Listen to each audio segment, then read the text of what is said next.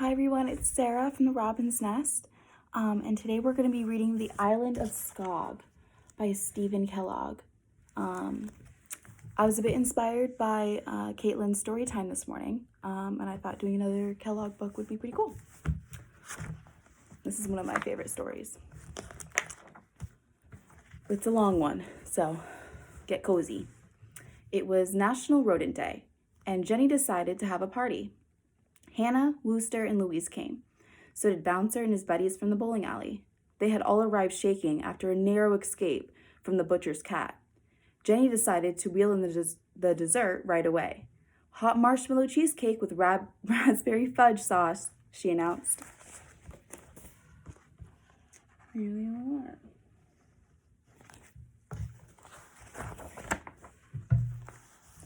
Meanwhile, the cat had slipped in with the delivery boy. The mice just barely escaped to the basement. A German shepherd got Granny last night, puffed Hannah. We should stay in our own holes. I'm tired of living in a hole, said Jenny. Let's fight for freedom, cried Bouncer. We'll be soldiers, rough-riding rowdies. I'll be the general and commander-in-chief. Wait, said Jenny. Let's sail away instead. We'll find a peaceful island. The mice cheered. I'll be the ship's captain, declared Bouncer. Roadies, you're my crew. There's the cat.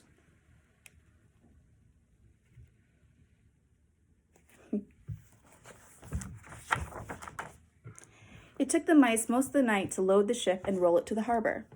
Ignoring the crowd at the pier, they sailed bravely out to sea. There they are, sailing away.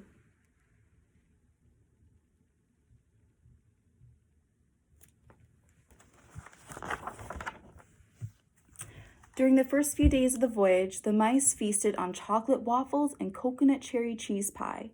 Between meals, they dreamed of their island and tanned their pelts in the sun.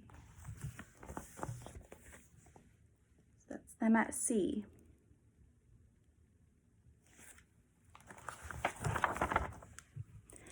As the days passed, it grew colder and colder. The mice were unprepared for winter weather, and they huddled close to the waffle iron.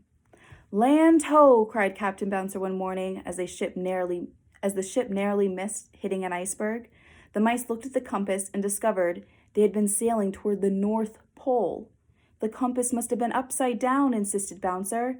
I'm tired of being the captain anyway. I quit.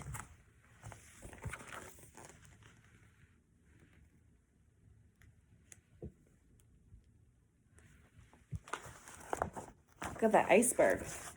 You see it? It's a really big iceberg. By the time they reached warmer seas, their food supplies were very low. The mice were seasick, homesick, and convinced they soon would be dead. I'll give $1 billion for one last chocolate-coated cheese puff, moaned a rowdy. Suddenly, Jenny cried, Land ho! The book calls it the Island of Skog, said Wooster. It says population, 1 Skog, but it doesn't say what a Skog is. If there's only one, then there's plenty of room for all of us, said Louise. Why don't we bring it a gift so it will know we're friendly? Wait a minute, flubberhead, snapped Bouncer. Suppose the Skog is dangerous. Let's blaze our way to the island and show him we mean business. So there they are. There's land.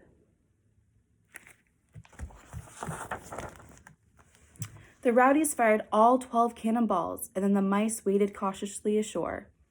I claim this land, cried Bouncer, as a place where all mice can live without fear. We will build a great kingdom dedicated to the freedom of mice, and I will be the king. There were murmurs of surprise from the other mice. Here we can all feel like kings, said Jenny, and this is the most important part of being king, as everyone knows. So I think that's Bouncer right there with the ship, and Bouncer's right there with his flagpole.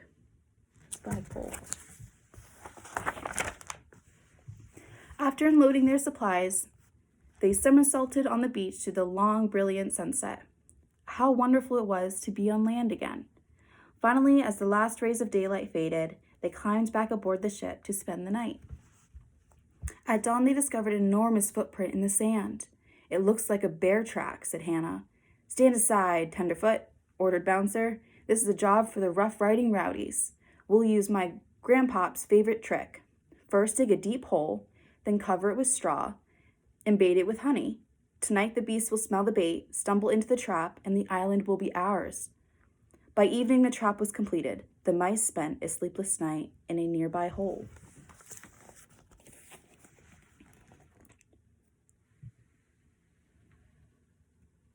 This right here, it's the big footprint. It's a bit bigger than a bear. It's a pretty big footprint. The next morning, they discovered that the trap was empty. Look, shrieked Hannah. Someone cut the rope. The ship is gone. We're marooned, wailed the mice. Our only chance now, said Bouncer, is to get off the Skog before he gets rid of us. Who will volunteer? It looks like a job for the rough riding rowdies, said Jenny. Whose idea was it to come here anyway? Grumbled Bouncer. All eyes turned to Jenny. I have a plan, she said. We must build a giant kite and tie it to a very long rope. We'll circle a honey jar with one end of the rope, and when the cog steps into the circle, we will send the knife aloft. The Skog will be pulled into the air and towed out to sea. Wow, that doesn't seem very nice. So there's their trap right there. And it looks like that's where they're coming up with their plan.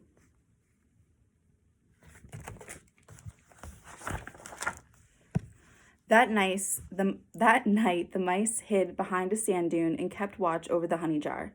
Just after dawn, a shadowy figure appeared at the beach. So there they are, keeping a lookout. He's got his binoculars.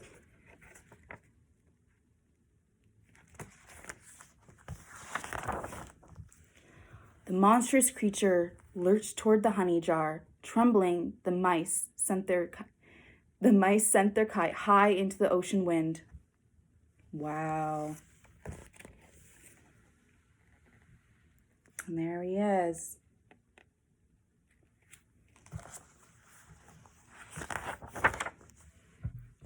The plan had worked, but suddenly the Skog came flapping apart, and half of him plunged back to the island. Oh no, there goes his feet. He's flying through the air. And there's his feet.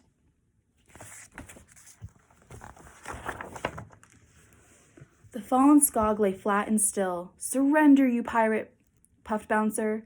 Suddenly, a little animal appeared. Don't hurt me, he cried. We won't hurt you, said Wooster. We were afraid of you. Why did you wear this monster costume? Because I was afraid of you, cried the Skog. I was frightened by your cannons and your trap. What happened to our ship? Demanded Bouncer. I cut the rope because I thought you were sleeping on board, confessed the Skog. I've been so lonely here, but I decided it was better to be alone than to be afraid. If only we talked to each other, said Jenny. Right, so maybe they should have just talked when they first got to the island, been a bit more friendly. And there's a Skog. You see him? It's a little animal in the middle. Looks like he's very sad. Bouncer stepped forward and helped the Skog to his feet. They all agreed to build a village and live together. Let's make plans right now, suggested Bouncer. The first thing we'll need is a national anthem. Roadies, you're the orchestra. The rest of you will be the chorus, and I will lead the music. Line up, everybody. So it looks like they gave the Skog a hug. Everybody's making up.